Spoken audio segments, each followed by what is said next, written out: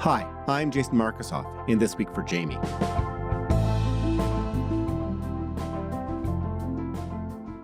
Last week, the Prime Minister of this country and the Premier who's holding a referendum on whether or not her province should vote on leaving this country, they held a press conference together.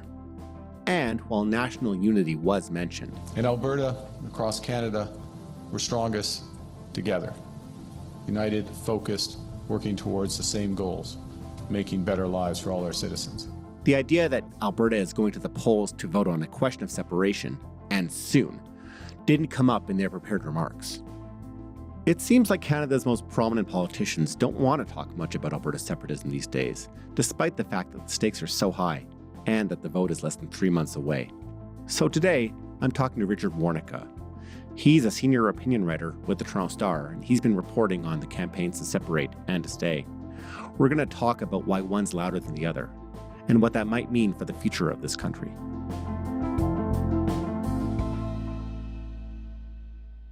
Hi, Richard. Hey, Jason. Thanks for having me. So some listeners might think on first blush, like, why is a journalist like me who lives and covers Alberta politics interviewing a Toronto Star writer about Alberta? So first of all, let's establish, you grew up here in Alberta. I didn't. And you've covered this province with the Edmonton Journal before this. You've also done a lot of journalism in the U.S., following the rise and resurgence of Trump. How does that reporting inform your coverage of the separatist debate? I was sent down to cover the Iowa caucuses in 2016, which was the first time Trump faced voters. And the instructions from my editor, and the instructions made sense at the time, was don't spend too much time on Donald Trump. This story will be over in a couple of weeks. And 10 years later, I'm still covering that story. And what I have heard over and over in Calgary is a sense from Federalists that this story will be over soon. Why are we paying attention to it? And I am getting deja vu. How so? In the sense that I think that the assumption that an idea that seems relegated to a fringe cannot come true in politics just it doesn't seem rational to me anymore. I think the odds are very high that the no side will win this referendum. I think all polls indicate that. Janet Brown, who I know has worked with CBC, the most respected Alberta pollster, her numbers have stayed really solid. But I do think that the enthusiasm gap is such that we could see some real interesting things with turnout that could make this vote quite different from what we're looking at in terms of the polls. Because, you know, it was Jason Kenney who told me the separatists will crawl over broken glass to vote in this referendum. And I think a significant share of Federalists just can't wait for this to be over and are hoping for it to be over. So let's get into that. Let's take us to Red Deer, Alberta, where last week, Mark Carney, the Prime Minister, was there alongside Danielle Smith, the Premier of Alberta. And they didn't have much, they were making an announcement, but they didn't have much to say about the referendum. He was also at the much bigger political spectacle, the Stampede, and you were there too. Can you remind us, did Carney have much more to say about the referendum at that point? I don't believe so, but Smith is the interesting one to me because she's been the architect of this entire process. She lowered the threshold for signatures required to get on the ballot. She has welcomed in separatists into the United Conservative Party. And even when courts put a hold on the independence process and their independence question, she then went out of her way to put a question on the ballot. Because this proposed referendum question does not directly trigger separation, but if successful, would ask Alberta's government to commence the legal process necessary to hold a binding referendum on the matter, the recent court ruling would not be applicable. So she is the driving force, in my opinion, behind this entire process. And yet, 3 months out from it, when I was in Calgary, it seemed like she would want to talk about anything else, and especially talk about pipeline success, MOU success, new relationship with Ottawa. This isn't Justin Trudeau's government anymore. Yeah, it strikes me that on one level, both she and Carney seem to be less interested in talking necessarily about it, because they're both on the same side of this debate officially, on the stay side. But they are making announcements, the pipeline announcement earlier in July, this housing announcement. What do you make of that as a strategy? Not to be talking about it, either of them, but more showing that Canada can work together if we cooperate. Yeah, so a couple of things. One, to be fair to the Liberals, Corey Hogan, Calgary MP, has been very vocal, very public, very out there talking about his opposition, not just to the vote, but I think to the process as well. There are many arguments for separation you're going to hear put forward. Many, frankly, absurd, such as the idea it would be easier somehow to get a pipeline to the coast if the coast were not ours. Encourage critical thinking and be critical yourself. And to those you run into who might think separatism creates leverage, I'd encourage you to tell them two things. First, the Bank of Montreal is headquartered in Toronto for a reason. This is a dangerous game. Second, don't bet or bluff with something you can't afford to lose. I think a couple different things. I think one, I was out in February in Edmonton, in rural Alberta, in Calgary, reporting on this story. And I do think in that sort of frustrated federalist world of business community people, of potential centrist, I almost think of them as old Ralph Klein, progressive conservatives. I think there was a different attitude about Ottawa. Certainly. I think that in that community, in the oil and gas community, in the Stampede Party Circuit community, are feeling night and day toward the federal government under Mark Carney as that they thought under Justin Trudeau. What I would say, however, though, is I maintain that this process was not driven by those concerns. It did not originate from those concerns. There have always been separatists in Alberta. They were driven into the mainstream, in this case, not primarily by oil and gas concerns, environmental concerns, but as an outgrowth of the trucker convoy movement from COVID-19.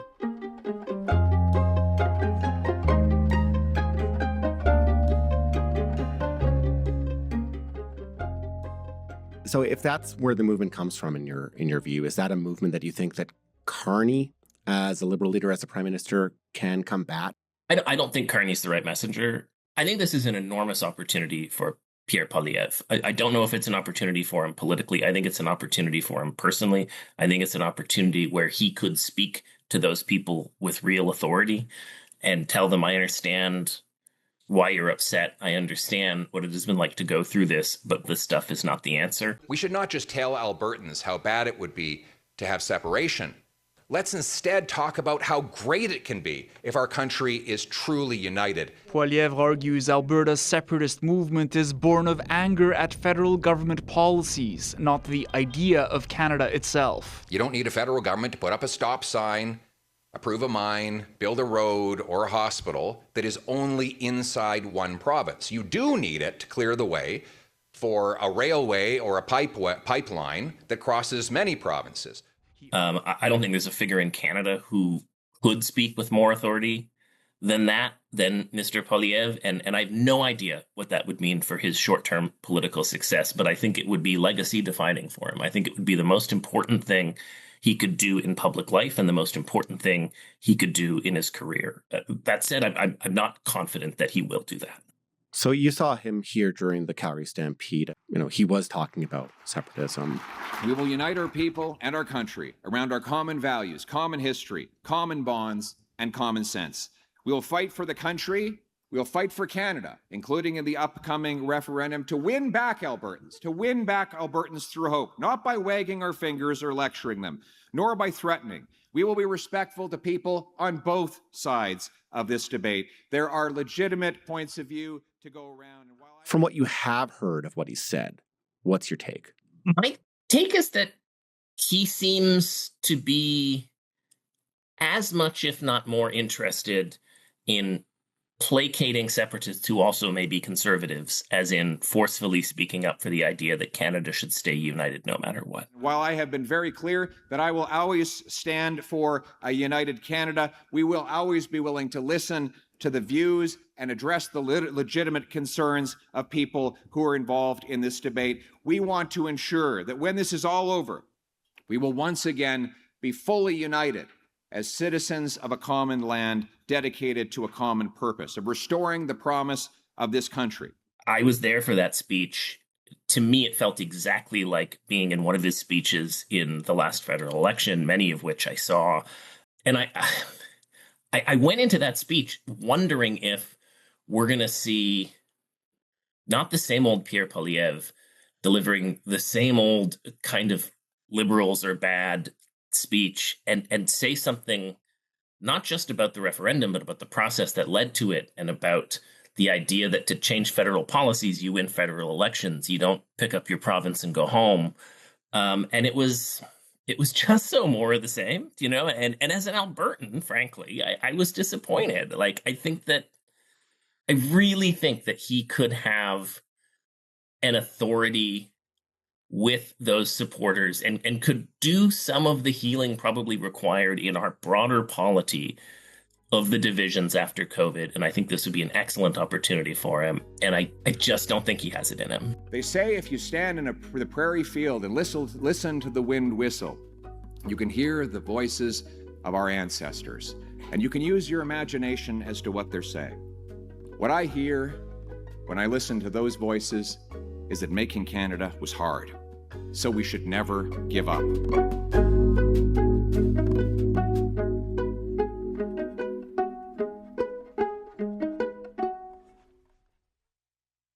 While we're talking about conservative politicians talking about separatism or not, while you were in Calgary and I was in the room with you, there was a Doug Ford announcement of this proposed potential future pipeline with Danielle Smith, and you asked him about the issue.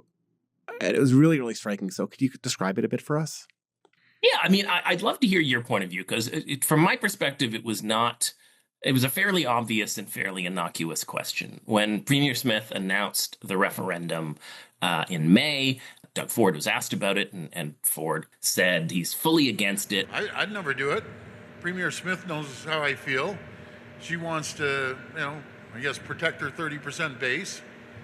It's not going to win, as far as I'm concerned. It'd be a disaster. So they're appearing in this room together a couple months out from this, and I literally asked him. Premier Ford, you said back in May that Premier Smith was putting an independence question on the ballot to protect her 30% base. Have you two spoken about the referendum? Let me talk about that. I think the world of Premier Smith, first of all.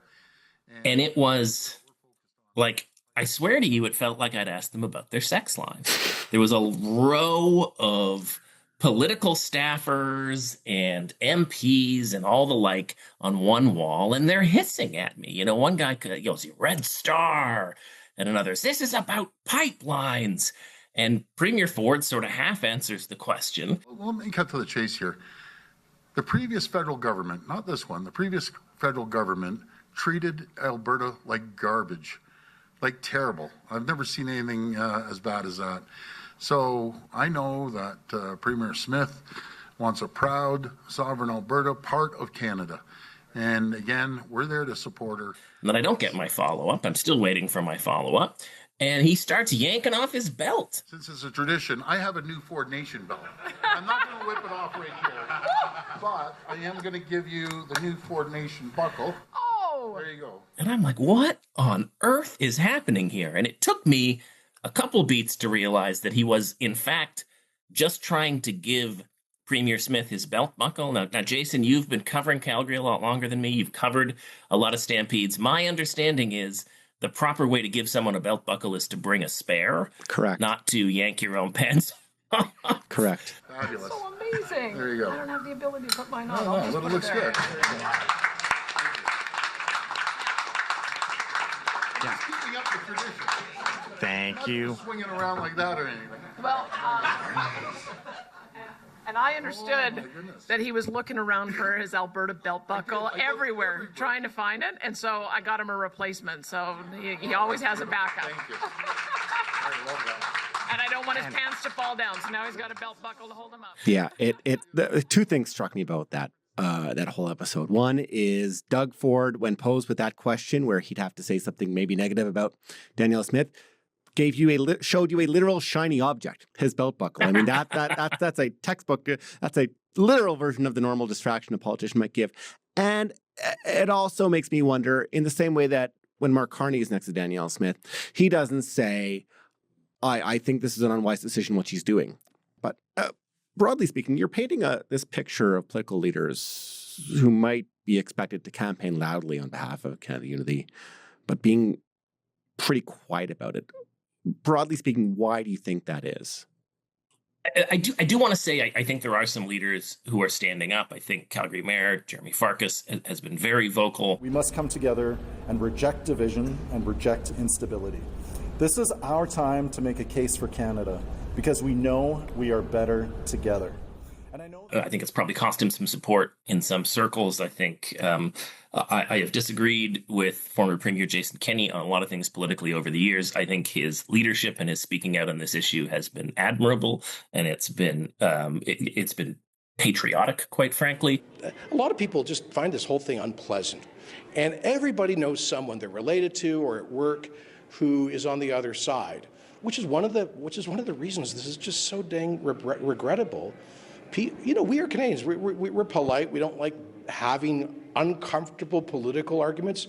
And what could be more emotional than tearing the country apart? So I think a lot of people have just been downplaying, ignoring it. And I'm sorry. I, for one, do not think that the people trying to destroy our country and wreck Alberta's economy should be getting a pass on this. I think that it is not resonating whatsoever, and I think it's a big problem. But NDP leader, you could never accuse Alberta NDP leader Ned Nenshi of not speaking out about this issue. More broadly, I think that Prime Minister Carney is very motivated by the idea of getting things done. And I think he comes from a business world where you work with the partners that are there. You don't pick your partners. And I think he probably sees in Danielle Smith someone who can help him get things done in the short term, and that's his priority. I suspect that if we were to see a poll with the numbers climbing into the high 30s for yes, for let's have another vote, we might see some people speak more loudly. I would love to know, the number one concern, I'm sure you've heard this from everybody and their dog on the Federalist side, is they're worried about voter turnout. Well, the Conservative Party of Canada has an incredible voters list in Alberta. They have incredible resources for voter identification and for getting out the vote. Are we going to see them employ those resources? They certainly have a better voter ID, voter turnout operation in Alberta than the federal Liberals or the provincial NDP. Can we expect to see them getting people to the polls and not just saying, I respect every side, let's have a nice chat, let's make this country work, but we're going to put our organization where our mouth is, and we're going to be making sure that Johnny in Bashaw, who believes in Canada, is getting to the polls.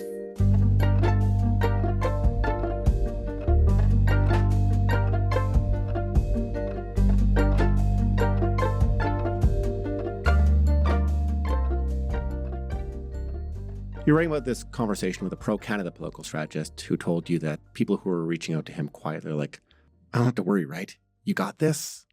How did he feel about what he was hearing?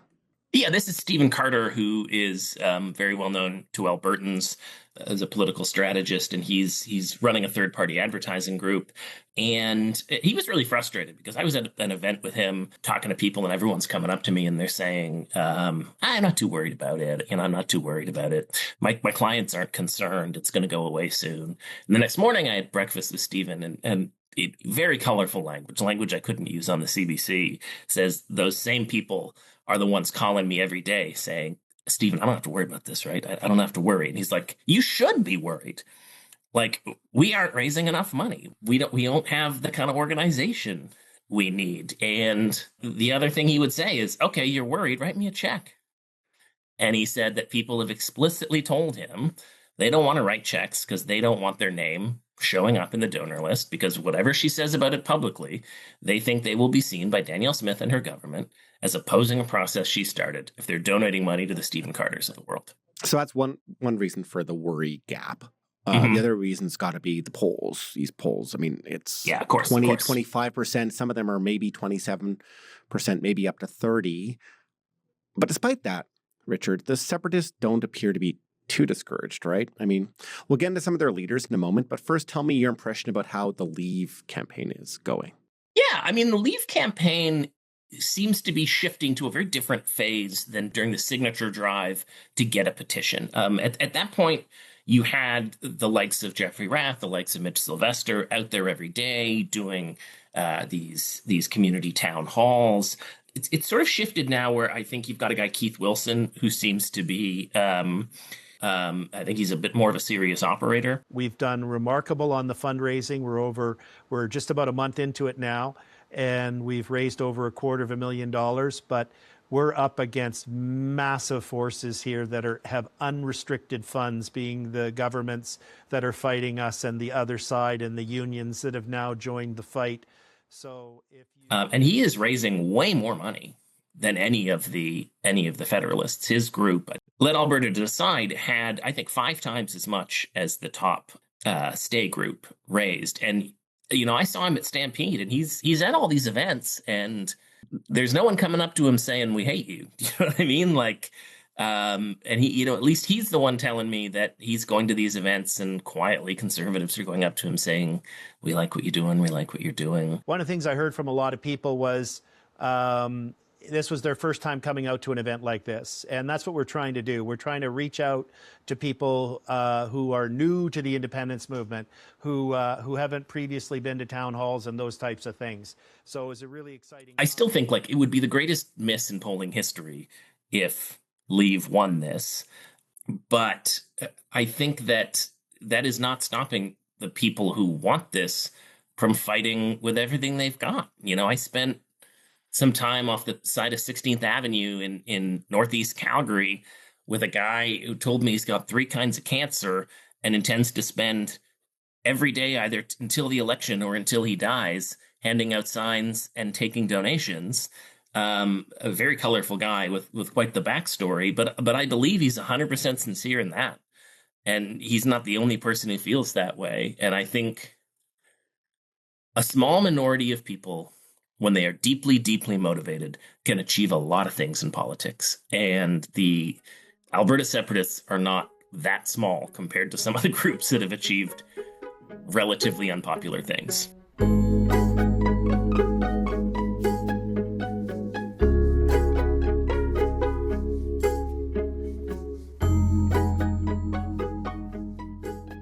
So you're talking about a bunch of different characters there. Mitch Sylvester is somebody you spoke to earlier this year when you were visiting in February.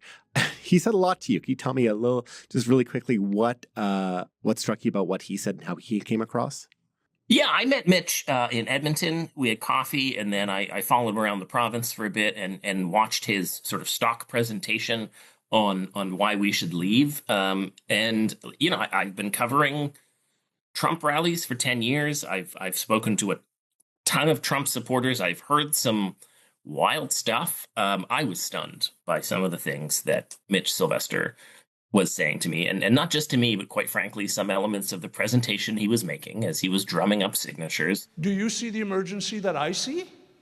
Because that's what I see. I see an emergency. I see that we're only going to have one chance to do this. And the only way that we're going to win this is if everybody goes to work really, really hard. And we better work hard before April 7th. We were in a small town, and he talked about how he knows that Chinese communist soldiers are in Canada because he saw Chinese-looking men at West Edmonton Mall in new winter clothes. He told me, 5 minutes into meeting him, that, I asked him what changed, why separation, and he said, well, the Liberals, they're stealing everything we've got and everything we can borrow, and I got a pretty good idea where it's going. And I asked him, where do you think it's going? And he tells me, the king. And I thought he was joking, and he made it very clear that he was not, in fact, joking, and he didn't want to say it out loud because he said he didn't want to get shot. So this was not the exception. I spent a long time after coming home sort of meticulously fact-checking the things Mitch told me one-on-one and the things he told, I think it's fair to say, hundreds of thousands of Albertans as he crisscrossed the province. And it was overwhelmingly distorted or flat out wrong. And to an extent that I was shocked to hear from someone as tied in with a mainstream political movement, because he's not just a leader of the independence movement. He's a constituency president for the UCP. He's a major fundraiser for the party.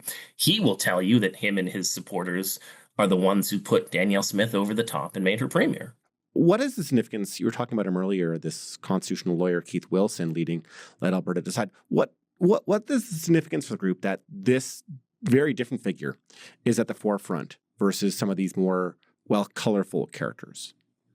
I had coffee with Keith when I was in Calgary, and we were chatting about this, and I don't remember if it was he brought up the idea or I brought it up, but I think we both agreed that it was apt that Mitch Sylvester and Jeff Rath and Dennis Modry were almost like the kind of people you see running a leadership campaign where you're speaking to the base. And I think Keith Wilson sees himself as someone who runs a general election campaign.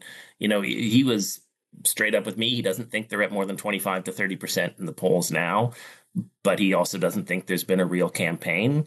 And I think there are a lot of people who would hear the kind of things that a Mitch or a Jeff would say in a room and think, I don't want any part of this. I think it would be a different story, possibly if they heard Keith, and instead of talking about conspiracy theories and King Charles, he's talking about, the kind of things that Albertans have been complaining about for as long as I've been alive.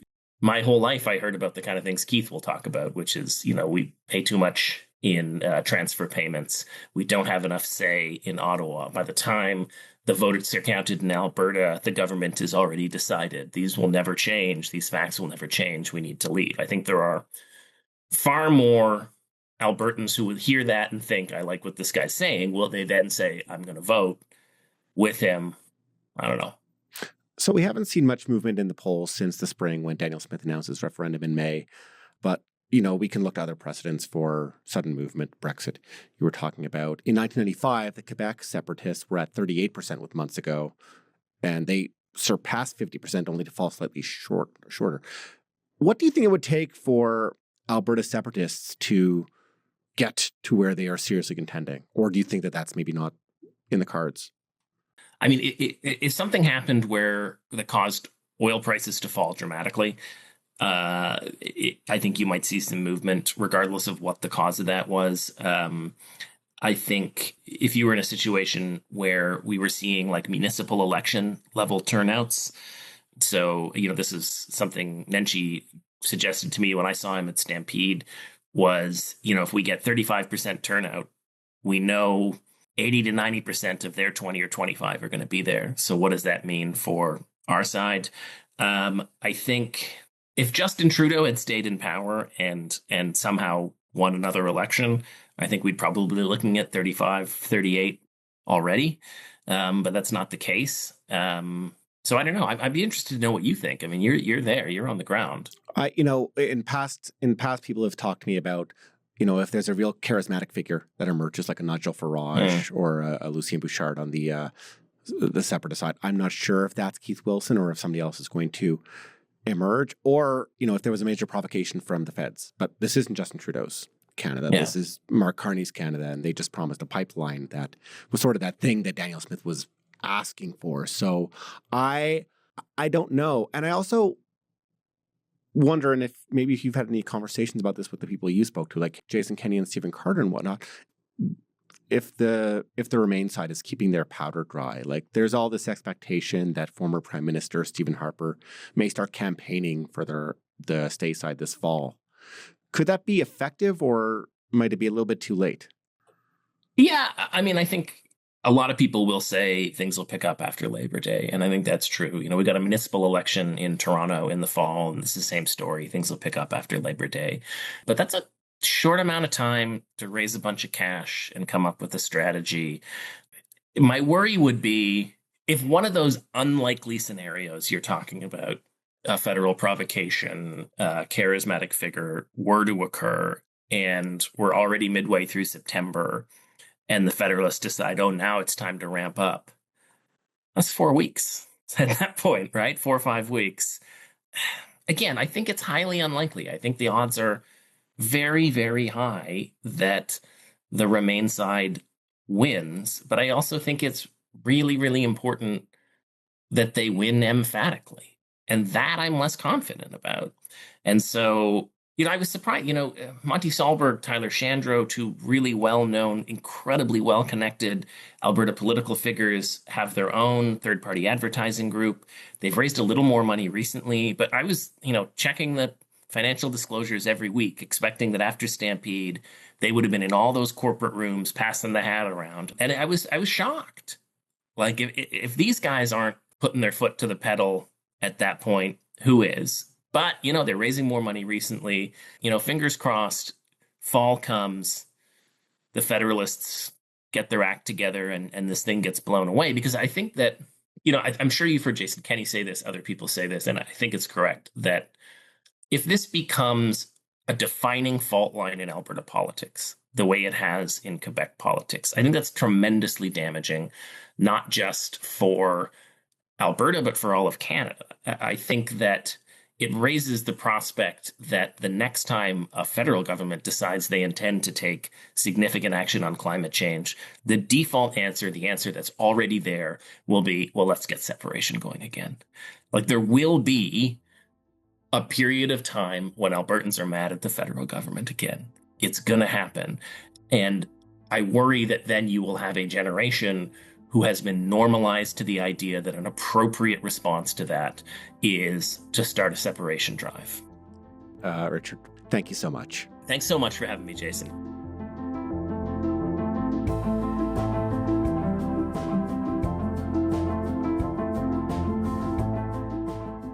That's all for today. I'm Jason Markusoff in for Jamie Poisson.